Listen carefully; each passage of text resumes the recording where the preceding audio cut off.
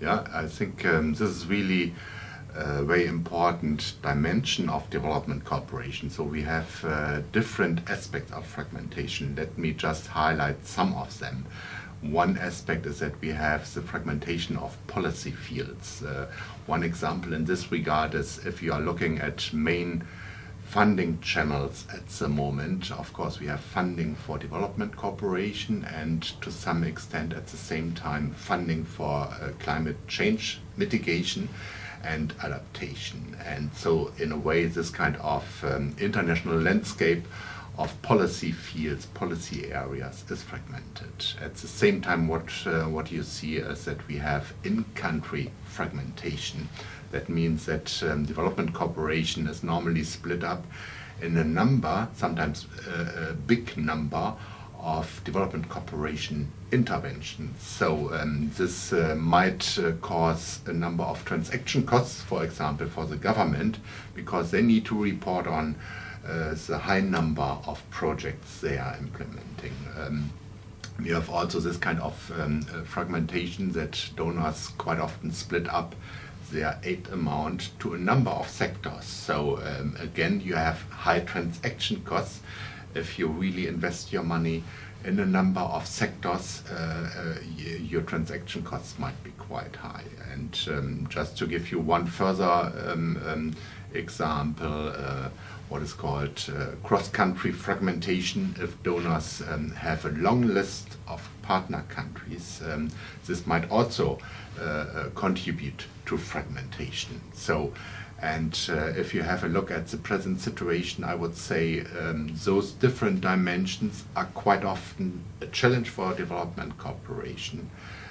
So quite often in a negative way. To some extent, of course, fragmentation might also increase the number of choices for partner countries, so you have also some positive effects. But in a nutshell, I think fragmentation is normally a challenge, not at least for partner countries. I think we have several options how we can try to overcome the negative effects of fragmentation. One main approach is to have better coordination on a global level. So one aspect in this regard is to have more progress when it comes to what I would call the global aid architecture, that we should agree on those approaches where we can find better ways to coordinate. So in this regard, the Global Partnership for Effective Development Cooperation is important.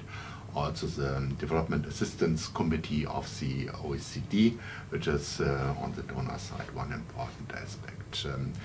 On the donor side, what we can also do is to try to join up, to harmonize and to coordinate aid approaches. Just to give you one example, the European Union is trying for a couple of years something what is called joint programming. So European institutions and European member states are trying to bring closer their programming approach.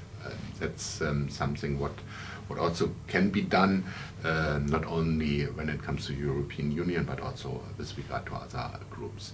And finally, and probably most importantly, is what partner countries can do. And as you might know, under the label of managing diversities, partner countries are called upon to try to bring more guidance to what donors are doing in this regard. So normally partner countries can really try to guide donors how to align with partner country systems, etc. So this is probably the most important.